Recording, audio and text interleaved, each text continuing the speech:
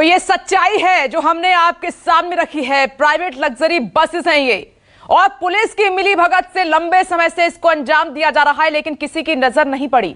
जब हम तक ये जानकारी पहुंची तो हम तह तक गए, जमीनी स्तर तक गए और ये सच्चाई आपके सामने लेकर आए हैं। कोरोना काल में जब जान जा रही थी तो कैसे इन लोगों ने जान के साथ खिलवाड़ किया, कैसे धज्जियां उड़ाई, और हर बैरिकेडिंग पर पुलिस खड़ी हुई थी, लेकिन नजर कैसे नहीं पड़ी। ये तमाम सवाल हैं, आज भी पार्टियों को चुभेंगे, लेकिन पूछेंगे, लगातार पूछेंगे। आइए सिलसिला शुरू करते हैं, और जुड़ गए हैं तमाम खास मेहमान इस वक्त हमारे साथ।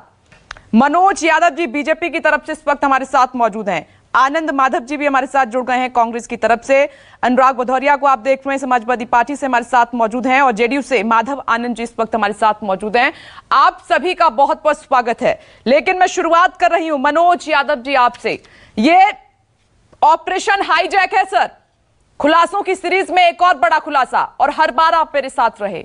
ये कैसे नहीं सरकार को समझ में आया, कैसे किसी की नजर नहीं पड़ी, राज्य सरकारों की, कैसे पुलिस की नजर नहीं पड़ी। ये वो बसेस हैं जिनके पास परमिट नहीं है, लेकिन कोरोना काल में इन्होंने सवारियों को बैठाया, टिकट काटा, एक एक सीट पर दो दो सवारी। कैसे ये मुमकिन है, कैसे यकीन नहीं हो रहा है जनता को? इतने सारे बैरिकेड्स से सुरक्षा थी। गणेश जी, सबसे पहले तो आपको और आपकी टीम को साधुवाद।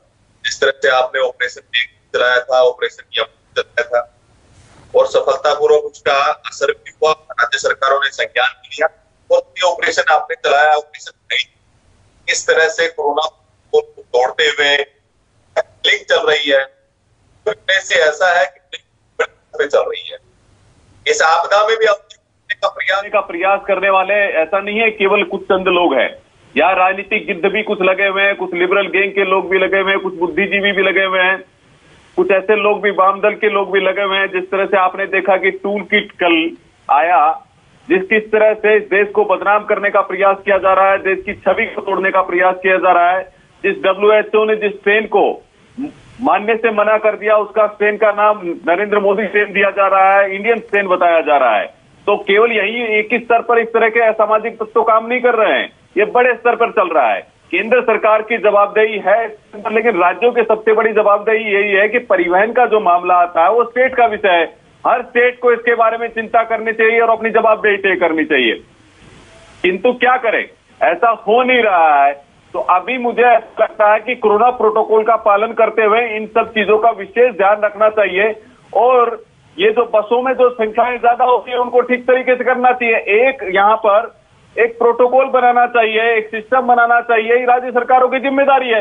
तो राज्य सरकारें जितना जल्दी तत्परता से काम करें उतना ही अच्छा होगा, जनता का भी भला होगा।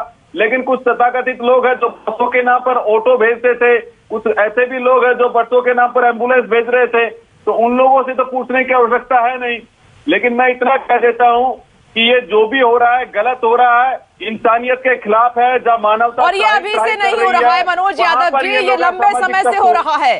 कोरोना काल में तो नियम कानून की धज्जियां उड़ाई हैं। इन बसेस के पास नेशनल परमिट होता है, लेकिन ये सवारियों को धो रहे हैं जैसे सरकारी बसें दिल्ली और अन्य राज्यों में चलती हैं, रोकते हैं, टिकट काटते हैं, और एक एक सीट पर, जहां स्लीपर सीट है जिसमें 1500 रुपए एक सवारी का पहले हुआ करता था, दो दो वहां पर बैठाए हैं, 3-3 हजार रुपए काटे हैं, और साफ तौर पर नाम लिया है पुलिस का कि 10-10 हजार रुपए पुलिस को देते हैं, हमारी बस आसानी से निकल जाती है। कैसे कैसे न सवाल उठे सर? आनंद माधव जी।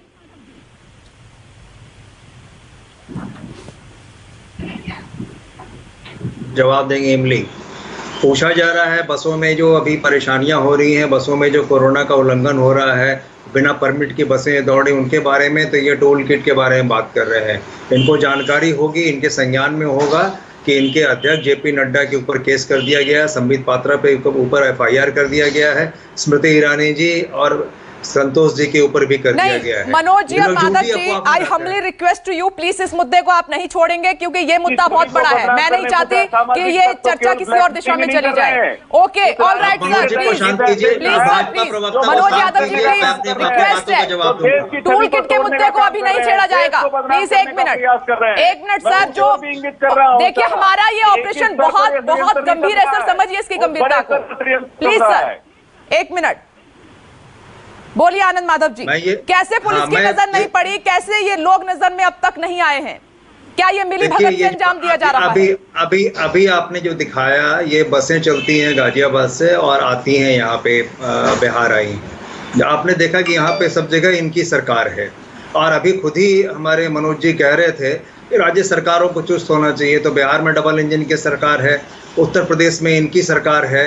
तो इस तरह से जो रैकेट चल रहा है तो इनके नाक के नीचे चल रहा है। सच्चाई ये है कि भाजपा के शासनकाल में कागजें बहुत निकलती हैं, वो सर्कुलर्स बहुत निकलते हैं, लेकिन उस पर इम्प्लीमेंटेशन नहीं होता है। कहा गया है कि बसों में 50% से कम कैपेसिटी में, कम क्षमता में ये बसें चलेंगी, लेकिन आपने बताया कि वो 2 गुनी 3 गुनी 4 गुनी क्षमता से ये बसें चल रही हैं। इनके नाक से नीचे, इनके प्रशासन के सामने, इनके प्रशासन के मिली भगत से ये चल रही हैं, और ये यहाँ बैठ के आलाप कर रहे हैं। तो इनको ये देखना चाहिए कैसे इसको रोका जाए, कैसे ये जो है असामाजिक तत्व जो इस तरह का काम कर रहे हैं उनको सलाखों के पीछे किया जाए। चाहे कोई भी हो, शासन आपका है, दिल्ली से लेके आप केंद्र से लेके उत्तर प्रदेश और बिहार तक। तो इसमें आप फिर बकवास क्या कर रहे हैं? आपको देखना चाहिए जो स्थिति है। निश्चित रूप से कोरोना काल के नियमों का, जो प्रोटोकॉल का उल्लंघन है, ये एक मानवता के नाम पे बहुत बड़ा एक कलंक है।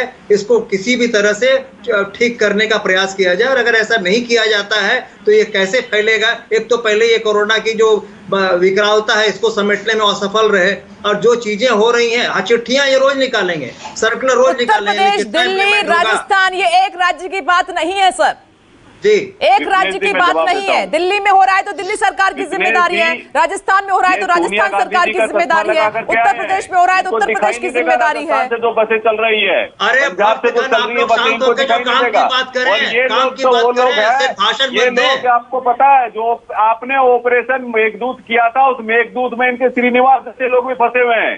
मुझे बताइए नवनीत काबरा से क्या संबंध है कांग्रेस पार्टी का?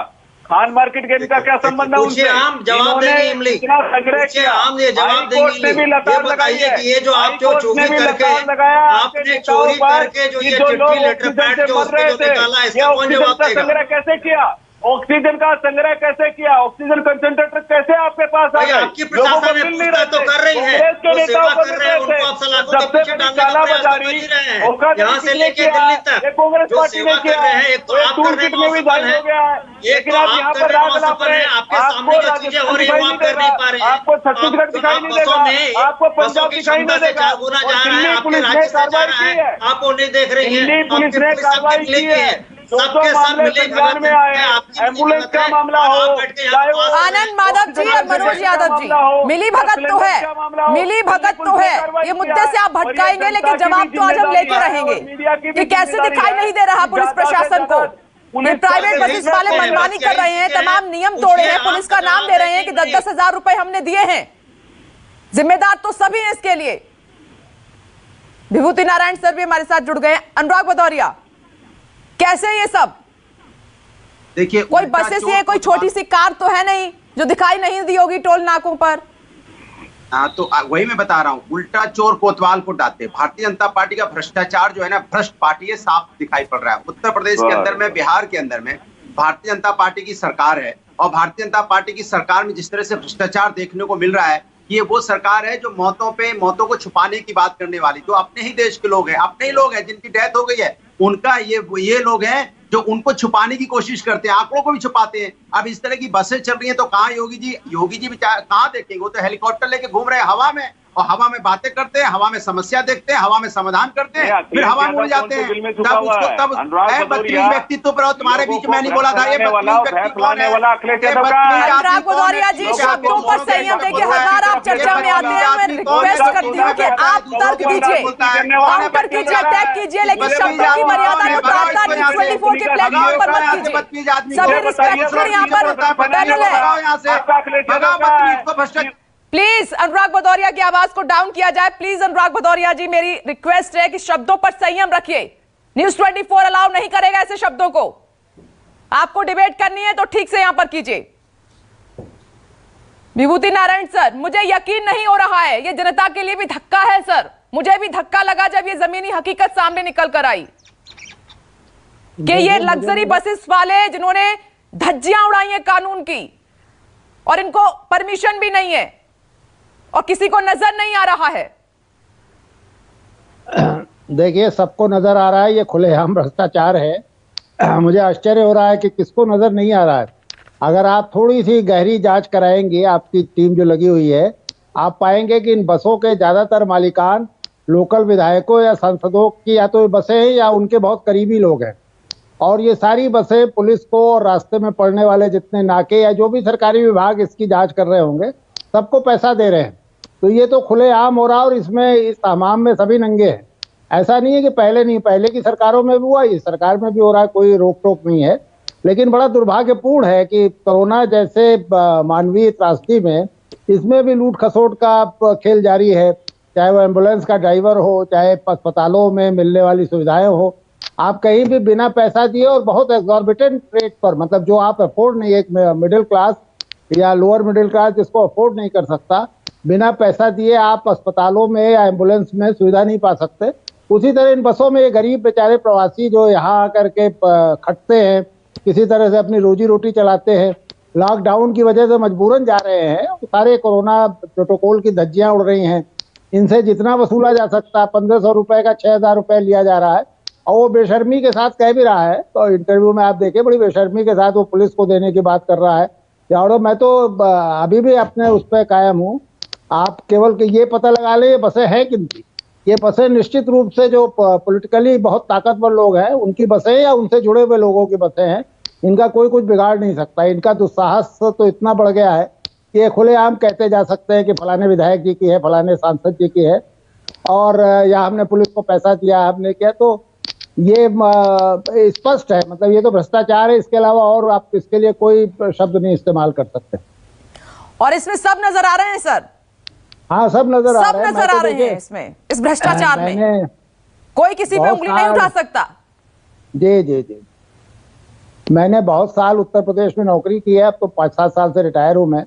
लेकिन पिछली सरकारों में भी यही होता था। पिछली सरकारों में भी इसी तरह खुलेआम ये बसें चलती थी और इसी तरह कानून की धज्जियां उड़ती थी।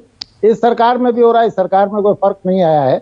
तो ये बड़ी दुर्भाग्यपूर्ण चीज है। अब देखिए, अब आपके सारे जो आप पर्दाफाश कर रही हैं, इसके बाद क्या कार्रवाई होती है, जरा इस पर भी हमें नजर रखनी चाहिए। ठीक है सर, एक छोटा सा ब्रेक, और ब्रेक के बाद भी ऑपरेशन हाईजैक लगातार जारी है। तमाम मेहमान हमारे साथ बने हुए हैं, तीखे सवाल होंगे लेकिन जवाब हम लेकर रहेंगे। नमस्कार, मैं हूं मानक गुप्ता। अगर आपको हमारा ये वीडियो पसंद आया हो तो इसे लाइक और शेयर जरूर करें, और हां, हमें सब्सक्राइब और फॉलो करना ना भूलें ताकि आप देश और दुनिया की कोई खबर मिस ना करें। तो जुड़े रहिए हमारे साथ और देखते रहिए News 24।